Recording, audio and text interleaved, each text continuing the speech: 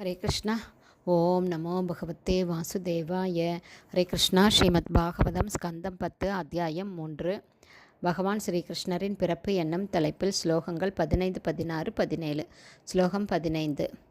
யதேமே அவிக்ருதா பாவாஸ் ததா தே விக்ருதைஹ சக நானாவீர்யா பிருதக் பூதா விராஜம் ஜனயந்திஹி சன்னிபத்ய சமுத்பாத்ய திருஹ்யந்தே அனுகதா இவ பிராகேவ வித்யமானத்வான் ந தேஷாம் இஹ சம்பவ.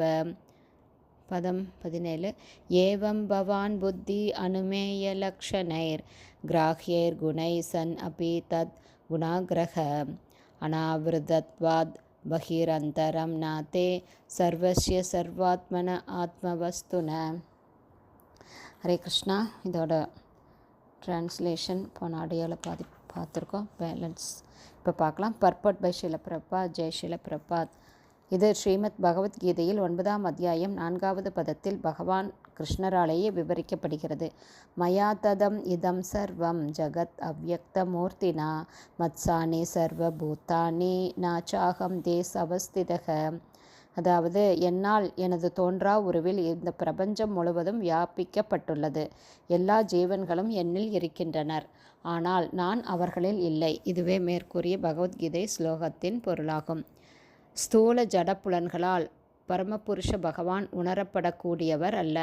பகவான் ஸ்ரீ கிருஷ்ணரின் நாமம், புகழ், லீலைகள் போன்றவைகளை பௌதீக புலன்களால் அறிய முடியாது.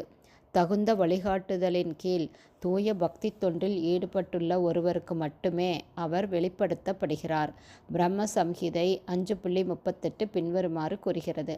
பிரேமாஞ்சன சுரித பக்தி விலோச்சனேன சந்தா சதைவ ஹிருதயேஷு விலோகயந்தி. அதாவது, ஒருவர் பகவான் கிருஷ்ணரிடம் அன்பை விருத்தி செய்து கொள்வாரானால் அவரால் பகவானை தனக்குள்ளேயும் வெளியேயும் இடையராது காண முடியும். இவ்வாறாக பொதுமக்களுக்கு அவர் காணப்படாதவர் ஆவார். எனவே மேற்கூறிய கீதையின் ஸ்லோகத்தில் அவர் எங்கும் பரவியிருப்பவர் என்று கூறப்பட்டிருந்த போதிலும் பௌதீக புலன்களால் அறியப்பட முடியாதவர் ஆவார். ஆனால் உண்மையில் நம்மால் அவரை காண முடியவில்லை என்றாலும் அனைத்தும் அவரையே சார்ந்துள்ளது.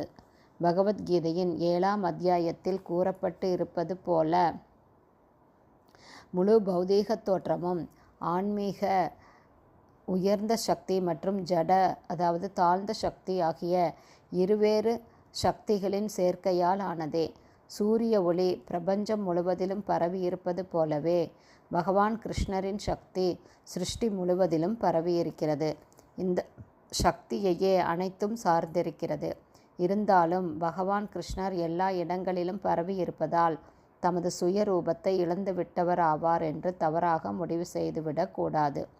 இத்தகைய வாதங்கள் தவறென்பதை நிரூபிப்பதற்காக நான் எல்லா இடங்களிலும் நிறைந்திருக்கிறேன், அனைத்தும் என்னுள் உள்ளன, இருந்தாலும் அவற்றிலிருந்து நான் விலகி இருக்கிறேன் என்று பகவான் கிருஷ்ணர் கூறுகிறார். உதாரணமாக, ஒரு அரசர் ஒரு அரசாங்கத்திற்கு தலைமை வகிக்கிறார்.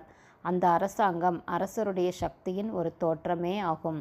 அரசாங்கத்திலுள்ள வெவ்வேறு இலாக்காக்கள் அரசரின் வெவ்வேறு சக்திகளாகும். ஒவ்வொரு இலாக்காவும் அரசரின் சக்தியையே சார்ந்துள்ளது. ஆனால் அதே சமயம் அரசர் எல்லா இலாக்காக்களிலும் நேரடியாக இருக்க வேண்டுமென்று நாம் எதிர்பார்க்க முடியாது. இது ஒரு சாதாரண உதாரணமாகும். அதுபோல பௌதீக மற்றும் ஆன்மீக உலகங்களில் நம்மால் காணப்படக்கூடிய எல்லா தோற்றங்களும் பகவான் கிருஷ்ணரின் சக்தியையே சார்ந்துள்ளது. பகவானின் வெவ்வேறு சக்திகளை பரவச் செய்வதன் மூலமாக சிருஷ்டி நிகழ்கிறது. மேலும் பகவத்கீதை கூறுவது போல பகவான் கிருஷ்ணரின் சுய பிரதிநிதியாக விளங்கும் அவரது வெவ்வேறு சக்திகளுடைய விரிவின் மூலமாக பகவான் எல்லா இடங்களிலும் நிறைந்திருக்கிறார். இதுவே பகவத்கீதை மயா ததம் இதம் சர்வம் ஜகத் அவ்யக்த மூர்த்தினா மத்சானி சர்வ பூத்தானி நாச்சாகம் தேஸ் அவஸ்திதக என்று கூறும் பகவத்கீதை ஸ்லோகத்தின் பொருள். அதாவது, எல்லாம் என்னால் என்னுடைய தோன்றா உருவில் இந்த பிரபஞ்சம் முழுவதும் வியாபிக்கப்பட்டுள்ளது. எல்லா ஜீவன்களும் என்னில் இருக்கின்றனர், ஆனால் அவர்களில் நான் இல்லை என்று பகவான் கூறுகிறார். ஹரே கிருஷ்ணா. குருதேவ் கி ஜெய். ஹரே கிருஷ்ணா. ஸ்ரீமத் பாகவதம் ஸ்கந்தம் 10 அத்தியாயம் 3. பகவான் ஸ்ரீகிருஷ்ணரின் பிறப்பு என்னும் தலைப்பில் ஸ்லோகங்கள் 15, 16, 17 ஸ்ரீல பக்திவேதாந்த சுவாமி பிரபுபாதாவின் விளக்க உரை அடுத்த ஆடியோவிலும் தொடரும். ஹரே கிருஷ்ணா. குருதேவ்க்கு ஜெய்.